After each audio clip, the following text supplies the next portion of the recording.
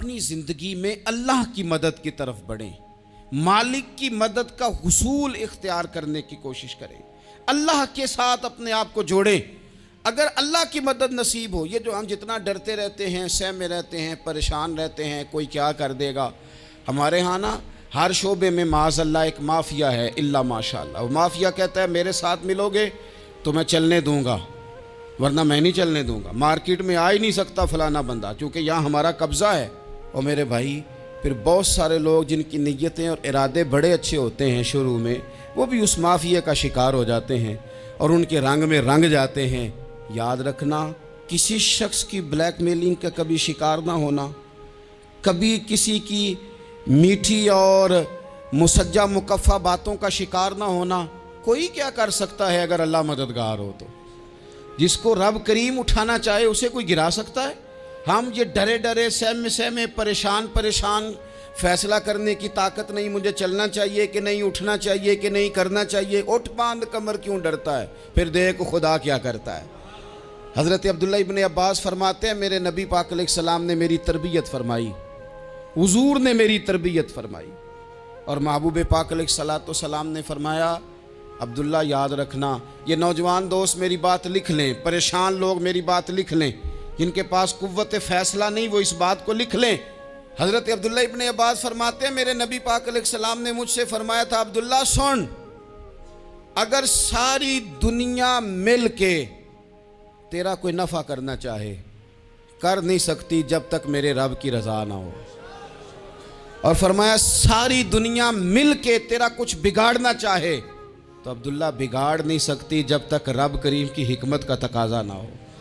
لوگوں سے ڈرنا، لوگوں کی طرف دیکھنا، ماحول دیکھ کے اپنے راہ کا تعین کرنا، ہر بندے کے خیالات کے مطابق ڈھلنے کی کوشش کرنا، فلانا نہ ناراض ہو جائے، فلانا نہ ناراض ہو جائے، وہ جس نے ہونا ہو جائے، بس رب رسول ناراض نہ ہو۔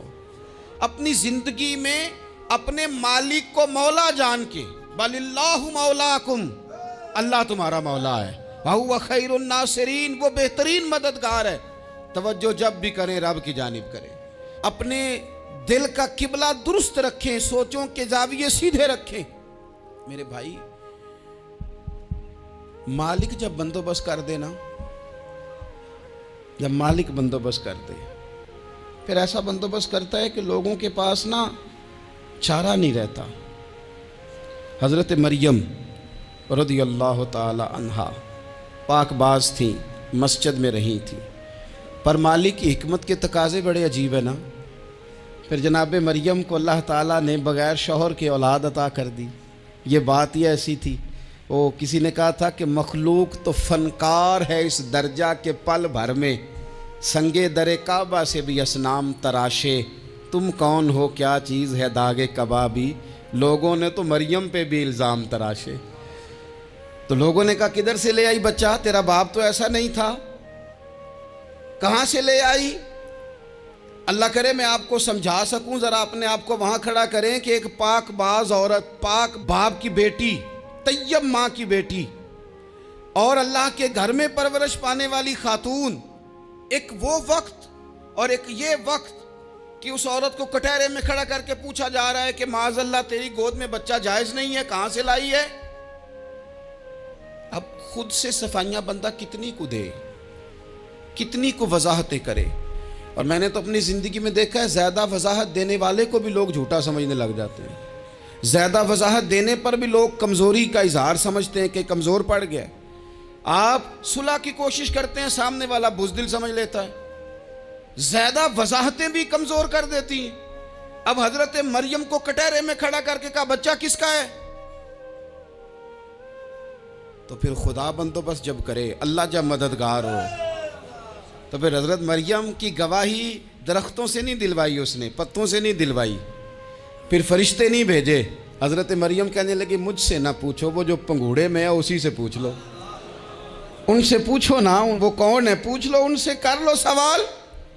انہوں نے کہا پنگوڑے میں چند دنوں کا بچہ یہ جواب دے گا؟ مددگار تھا رب،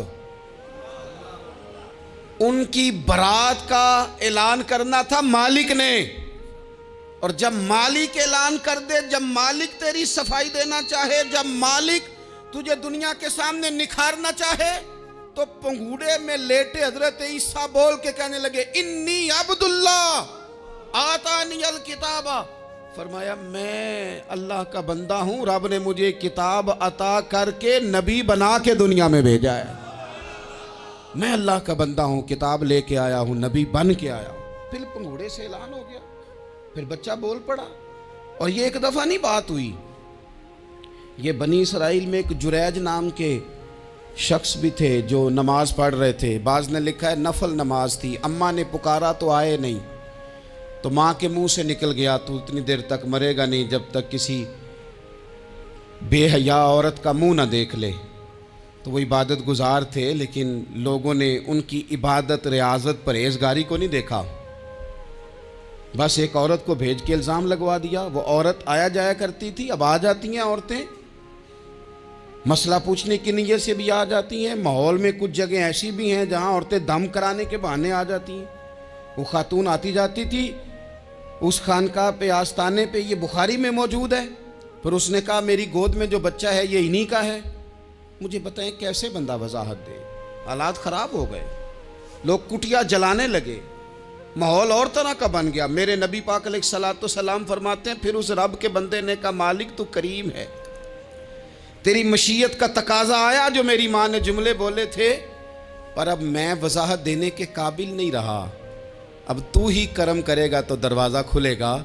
تو وہ چند دنوں کا بچہ پنگوڑے میں بول کے کہنے لگا میں اس درویش کا نہیں، میں تو فلانے چرواہے کا بچہ ہوں، وہ جو بکریاں چراتا ہے۔ رب کی مدد کو پکاریں، اپنے ساتھ اپنے مالک کی مدد کو شامل کریں، تھوڑے رزق پر بھی گزارا اچھا ہونے لگ جائے گا۔